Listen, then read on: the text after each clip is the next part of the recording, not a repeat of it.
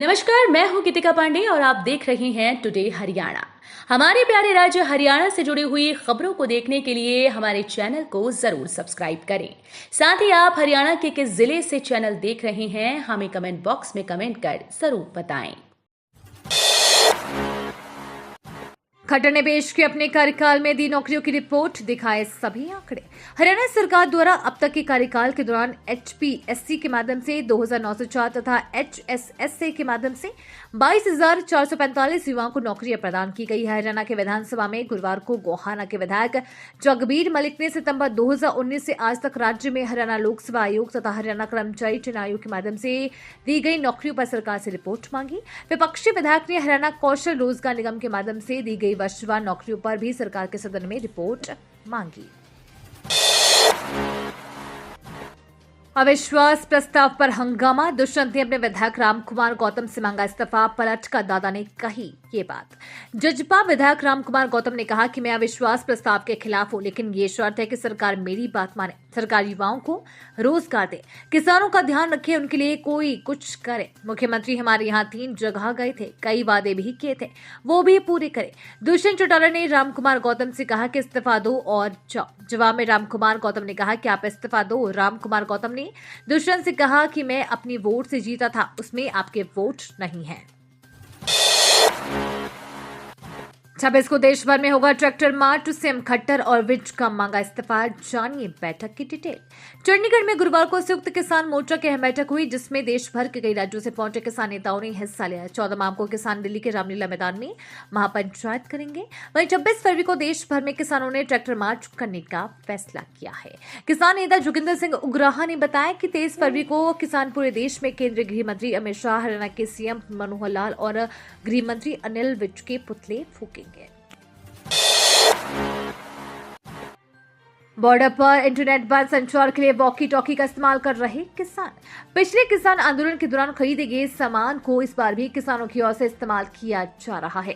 Internet बंद होने के कारण किसानों ने एक दूसरे से संपर्क करने के लिए एक ट्रॉली में वॉर रूम बनाया गया है, जो कि वॉकी टॉकी को कंट्रोल कर रहा है। जानकारी के मुताबिक 2020-21 में दिल्ली की सीमाओं पर लगभग 12 वॉकी टॉकी खरीदे गए थे, जो कि इस बार से फिर इस्तेमाल किए जा रहे हैं। इन वॉकी टॉकी की लगभग 4 किलोमीटर की संचार सीमा है। ये उपकरण यूनियन नेताओं को राष्ट्रीय राजमार्ग पर स्थित 3 किलोमीटर लंबे विरोध स्थल के विपरीत छोर से भी एक दूसरे के साथ संवाद करने में सक्षम बनाते हैं।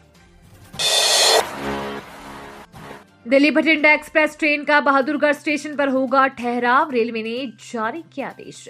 Delhi Cantt Bathinda express train 20,409 से 20,410 का ठहराव बहादुरगढ़ स्टेशन पर भी दिया गया है। रेलवे बोर्ड के संयुक्त निदेशक कोचिंग विवेक कुमार सिन्हा ने इस आशय के आदेश जारी किए हैं। रेलवे मंत्रालय की ओर से ठहराव के निर्देश देने के बाद बोर्ड के संयुक्त निदेशक ने ये आदेश जारी किए हैं। साथ ही आदेशों में कहा गया है कि दिल्ली में कैंट बठिंडा एक्सप्रेस का बहादुरगढ़ रेलवे स्टेशन पर ठहराव प्रयोग के तौर पर रहेगा। इसके लिए रेलवे के संबंधित अधिकारियों को इस ट्रेन के लिए टिकटों की बिक्री पर निगरानी रखने के आदेश दिए गए हैं। अगर टिकटों की बिक्री ठीक होती है तो भविष्य में इस ट्रेन का ठहराव जारी किया जा सकता है, वरना रेलवे की ओर से इसे भी रद्द किया जा सकता है।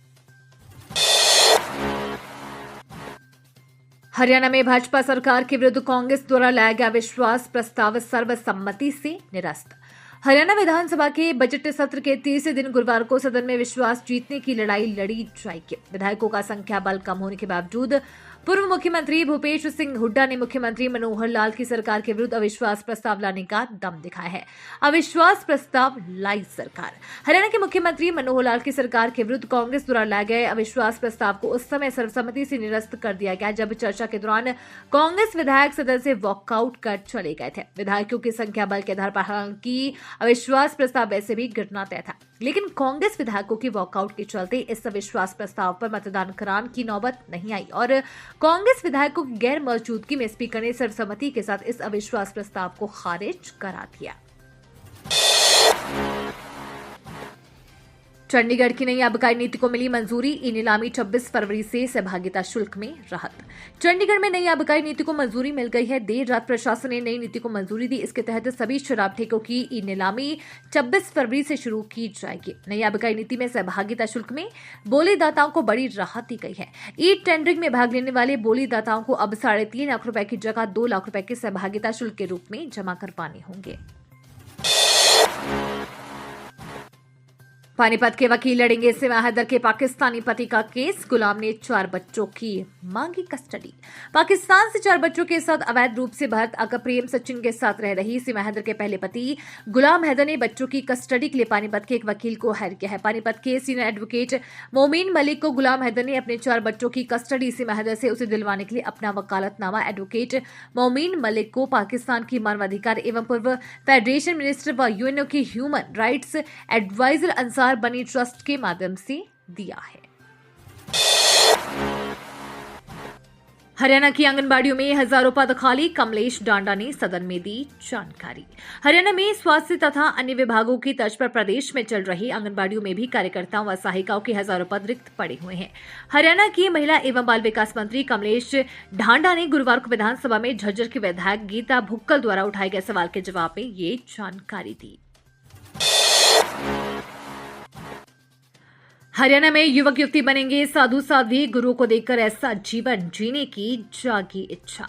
पानीपत में 16 साल की अंशिका, 21 साल के सूरज पंडित गुरुओं से दीक्षा लेकर साधु और साध्वी बन गए हैं। दोनों ने गुरुवार को पानीपत की श्री एसएस जैन सभा में गांधी मंडी में दीक्षा ग्रहण कर आम जीवन को त्याग कर गुरुओं में शरण में चले गए हैं। साधु और साध्वी बनने से पहले कार्यक्रम सूरज पंडित दूल्हे की अंशिका दुल्हन की तरह सजाया गया था। वहीं गुरु की दीक्षा लेने के बाद दोनों ने अपने वस्त्र त्याग दिए और साधु साध्वी की वेशभूषा धारण की।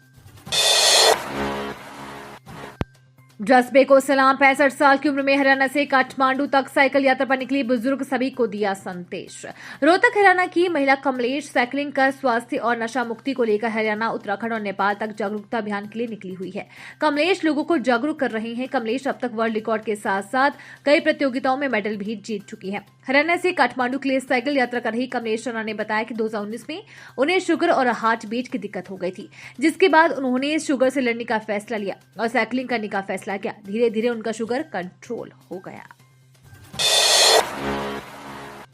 ट्यूशन पढ़कर घर लौट रही लड़की का अपहरण कर बनाई अश्लील वीडियो, फिर पिता के सामने रखी ये डिमांड।